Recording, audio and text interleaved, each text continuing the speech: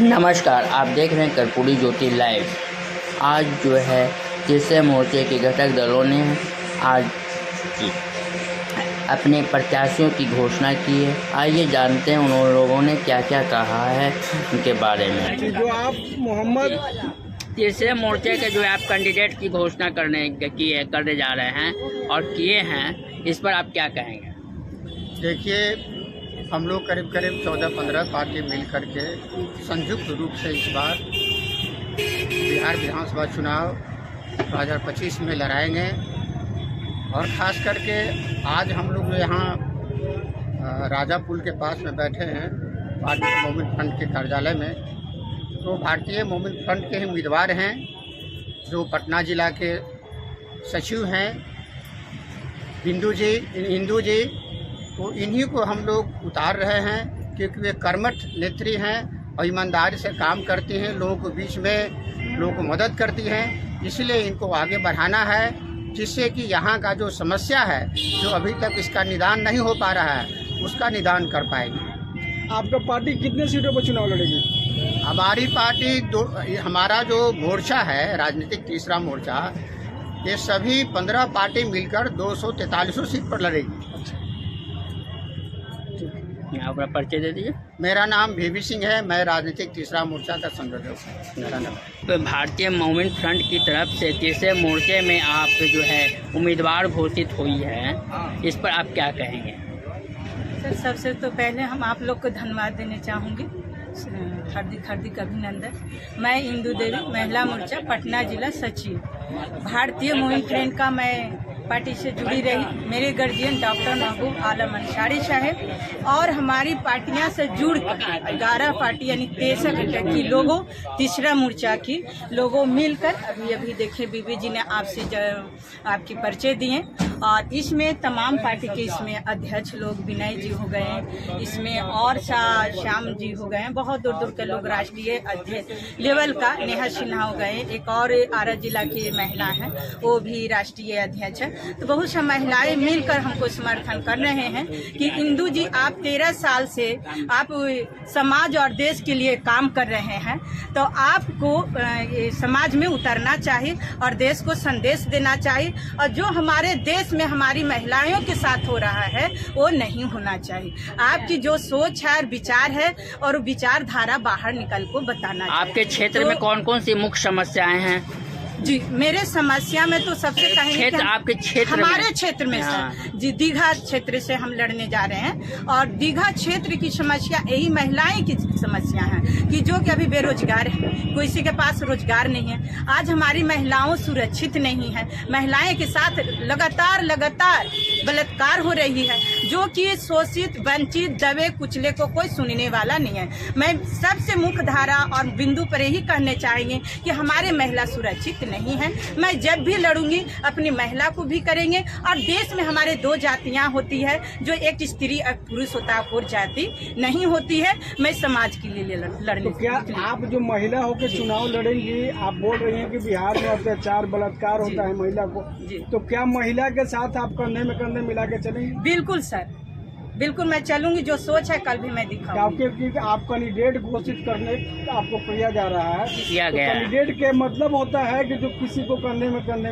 मिला के चलना चाहिए। जो समस्या है उसको हम सरकार तक पहुंचाने की काम करूंगी और महिला के साथ मिलजुल। यस, बिल्कुल।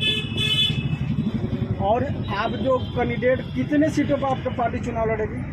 मेरे तीसरा मोर्चा की घटक अभी सर ने 2 हमारे डॉक्टर महबूब आलम अंसारी साहब से आपने सुने हैं, और हमारे सामने बीबी जी जो बैठे हैं हमारे तीसरा मोर्चा के अध्यक्ष, हमारे गार्जियन समान हैं, वो भी अभी बोले हैं कि 243 सीटों पर लड़ाने की काम हमारे तीसरा मोर्चा करेंगे। और हम कोशिश कर रहे हैं, हम खुद को उतरे हुए हैं। तो क्या आप चुनाव लड़ने जा रही हैं, तो जनता की शुभकामना क्या देंगे? जनता को शुभकामना यही देंगे कि मैं जो समस्या है वो सरकार तक पहुंचाने के काम करेंगे। जो चीज नहीं है उनके पास वो हम जान के सरकार तक ले जाएंगे, और जब मैं जीत के आऊंगी तो वो काम करेंगे समस्या का। अपना परिचय दे दीजिए फिर से। मैं इंदू देवी, महिला मोर्चा पटना जिला सचिव। जय हिंद, जय भारत, जय। आज तीसरे मोर्चा का कैंडिडेट की घोषणा करने जा रहे हैं, इस पर आप क्या कहिएगा? हम लोगों का राजनीतिक तीसरा मोर्चा एक गठबंधन है जिसमें कई पार्टी के लोग हैं। इसके तहत आज कुछ कैंडिडेट का हम लोग घोषणा तो हो चुका है, कुछ लोगों का जो बाकी है उनको घोषणा करेंगे। और सभी को माला पहना करके बिहार के जनता से अपील करेंगे कि देश के अंदर 2 पॉलिटिकल पार्टी हैं।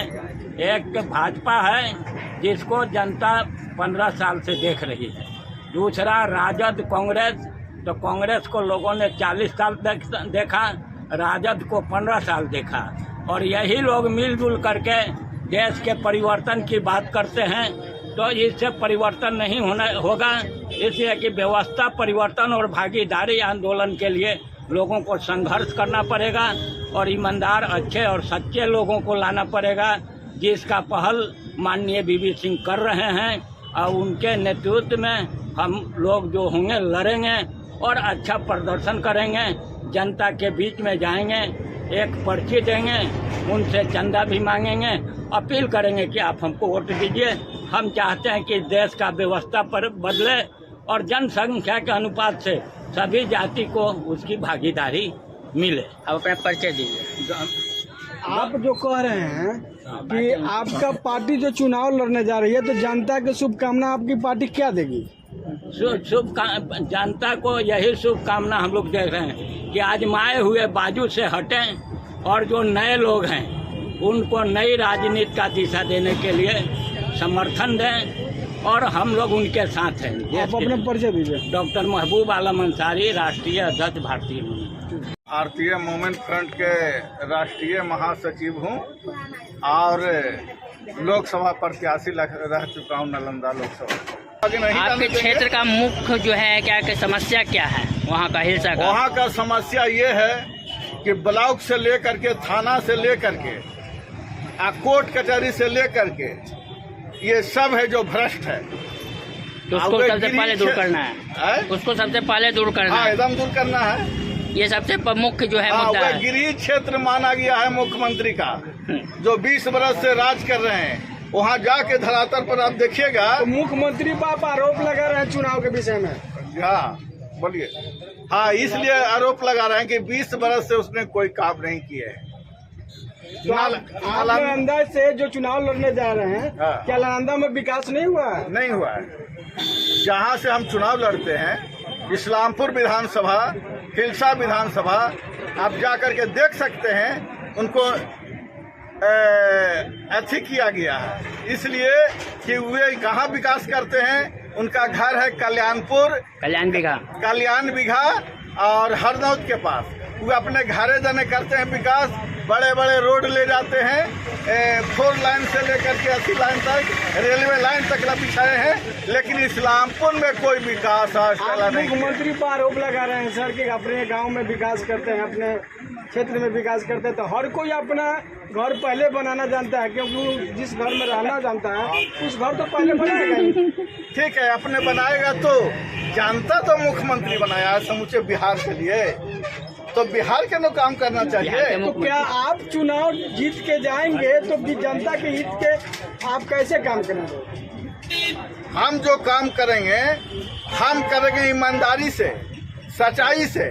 मेरा पार्टी है भारतीय मूवमेंट फ्रंट और ईमान को रखने वाला इसमें जमात में है। आप देखते होंगे ये भारतीय मूवमेंट फ्रंट में जितने भी लोग हैं पैसे से खरीदे हुए नहीं है। नीतीश कुमार का जो है जनता वो पैसा से खरीदे हुए है, अब वोट लूटने वाला हुए हैं। उनका जो वोट लूटता है, डीएम से लेके एसपी से लेकर के हुए धरातल पर जितना कर्मचारी है वोट लूट करके मुख्यमंत्री बनते हैं। हाल फिलहाल में सर बिहार में वोट यात्रा आंदोलन भी शुरू हुआ था नीतीश कुमार के खिलाफ, बीजेपी के खिलाफ। आप उस मुद्दे पे बात कर रहे हैं कि वोट लूटने के काम कर रहे हैं। आप इस वोट के बड़ी विषय में क्या कहेंगे? इस विषय में ये कहेंगे कि अभी सर्वे हो जाए नालंदा जिला के, तो एगो उनका जाति का जो घर है, उस घर में देखिएगा 2 गो रहता है, लेकिन उसमें आपको कम से कम तो 150 वोट निकलेगा। ये नालंदा का ये स्थिति है, ये स्थिति। हाँ, मुख्यमंत्री का क्षेत्र, हाँ मुख्यमंत्री का क्षेत्र का ये है। आप आरोप लगा रहे हैं मुख्यमंत्री, एकदम आरोप लगा रहे हैं। आप जा करके देखिए। आप कहाँ से उम्मीदवार हैं? देखिए, हम उम्मीदवार बड़ा मजबूरी में हो रहे हैं। अच्छा। इसलिए मजबूरी में हो रहे हैं कि हम शुरू से देखते आए हैं कि सब लोग कह रहा है गरीबी हटाएंगे, बेरोजगारी हटाएंगे, लेकिन हम देख रहे हैं गरीबी भी बढ़ रहा है और बेरोजगारी भी बढ़ रहा है। अच्छे अच्छे जगह पर सारे पोस्ट खाली हैं, मगर पता नहीं नीतीश बाबू कहाँ सोए हुए हैं, कहाँ 2 करोड़ नौकरी दे रहे हैं। हाँ बोलिए। भारतीय मोमेंट वो लाइन बोलिए, जाने का क्या देखिए जो कहना है। चुनाव लड़ेंगे। हाँ, लड़ चुके हैं। विधानसभा का पिछले बार भी लड़े हैं, अगली बार भी लड़ेंगे। हो गया। अखिलेश सिंह जिंदाबाद, तीसरा मोर्चा जिंदाबाद, तख्त बदल दो, ताज बदल दो, तख्त बदल दो, ताज बदल दो, वोट हमारा, राज तुम्हारा, नहीं चलेगा। तीसरा मोर्चा के वास्ते, तीसरा मोर्चा का बुलंद आवाज। हाँ सर जी, आप कहाँ से चुनाव लड़ने जा रहे हैं? मैं शोषित समाज दल के टिकट से और तीसरा मोर्चा के घटक दल है शोषित समाज दल, और बांकीपुर से चुनाव लड़ रहे हैं। 182 बांकीपुर। बांकीपुर से कितने? बांकीपुर से आप चुनाव लड़ने जा रहे हैं? बांकीपुर से चुनाव लड़ने जा रहे हैं। बांकीपुर की मूल समस्या क्या है अभी समय में? देखिए, बांकीपुर में भारतीय जनता पार्टी के 6 बार से कैंडिडेट जीत रहा है, और आज 30 वर्षों में वहाँ के नौजवानों के लिए कोई रोजगार का सृजन नहीं किया। वहाँ हर घर नल जल योजना के तहत ब्लू वाला पाइप लगा, लेकिन बोरिंग लोग खा गए, शुद्ध पानी नहीं मिल सका जनता को। और जो सरकारी सप्लाई लगा हुआ है वह जहाँ तहाँ लीकेज होने के वजह से गंदा पानी मिल रहा है। वो तो 50 साल पहले वाला लगा हुआ है, 50 साल पहले वाला लगा हुआ है वो तो। हाँ, तो वही पानी, गंदा पानी अभी तक पीने को मजबूर है। उसकी आवाज़ हम लोग हमेशा उठाते रहते हैं। जो लीकेज वगैरह होता है, शोषित समाज दल में के लोग जो है उसे बनवाने का काम करते हैं, कंप्लेन करने का काम करते हैं। वहाँ स्कूल की व्यवस्था सही नहीं है, घूमने के लिए पार्क की व्यवस्था नहीं है, बल्कि सरकारी ज़मीन कई एक एकड़ वहाँ पड़ा हुआ है। हम लोग हमेशा इसकी आवाज़ उठाते हैं। राशन कार्ड बड़े बड़े लोग बना रखे हैं, गरीब को जो है राशन कार्ड भी मुहैया नहीं है। बहुत सा वृद्धा पेंशन वृद्ध लोग को नहीं मिल रहा है। अभी सरकार जो है कि हर महिलाओं को, जिस पर महिलाओं को मिल रहा है, देखिए 10-10 हज़ार रुपया जो दे रहे हैं, यह उचित नहीं है मुख्यमंत्री को देना, क्योंकि 25 में नवंबर में चुनाव होने जा रहा है और 20 वर्ष से सरकार है उनकी। तो मैं नीतीश कुमार से पूछना चाह रहा हूं कि आज उनकी जब नैया डूबने वाला है और जनता जब उनका पोल खोल रही है हर चौक चौराहा पर, तो आप 10-10 हज़ार रुपया वोट के लिए जो दे रहे हैं, यह जनता का ही पैसा एक तरह से आप लुटवाने का काम कर रहे हैं। वह 10 हज़ार रुपया अगर हर महीने महिलाओं को देते और रोजगार देते, तो आज जितने भी गरीब महिला हैं वह सुखी संपन्न रहती।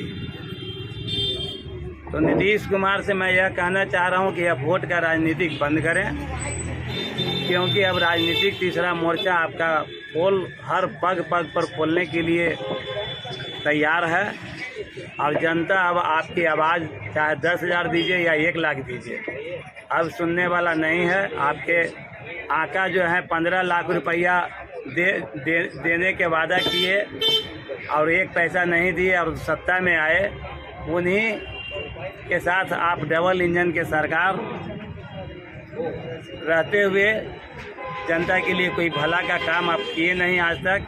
बेरोजगारी उतना ही है, महंगाई उतना ही चरम सीमा पर है। शिक्षा को इतना आप महंगा कर दिए हैं कि लोग को अब हम लोग समझा रहे हैं कि जो नीतीश कुमार सोना और डायमंड पर 3% 2% टैक्स लेते हैं और बच्चों को किताब और कॉपी पर 12% टैक्स लेते हैं। शिक्षा स्वास्थ्य के दवाई पर 10% 12% टैक्स लेते हैं। कल तो खत्म किया गया है जीएसटी, कल खत्म किया गया है। इलेक्शन अभी चुनाव जब आ रहा है तो यह क्या क्या खत्म करेंगे। बिजली फ्री देने की बात करेंगे, अनाज फ्री देने की बात करेंगे, 10,000 रुपया खाता में देने का बात करेंगे, और देश के ऊपर आज 252 लाख करोड़ रुपया कर्ज, यही सब लुभाने के चक्कर में आज विदेशी कर्ज 252 लाख करोड़ रुपया हो गया। अच्छा, आप अपना परिचय दीजिए। मेरा नाम अखिलेश कुमार, शोषित समाज दल राष्ट्रीय महामंत्री और राजनीति तीसरा मोर्चा के सह संयोजक। धन्यवाद। तो आपने सुना लोगों ने क्या क्या भरा, अपनी मांगों को लेकर के लोगों ने क्या कहा, आपने सुना। अब अंतिम में सब्सक्राइब करना ना भूलें और यूट्यूब पर, फेसबुक पर, ट्विटर पर और इंस्टाग्राम पर उन्हें फॉलो करने की करें, सब्सक्राइब करना ना भूलें।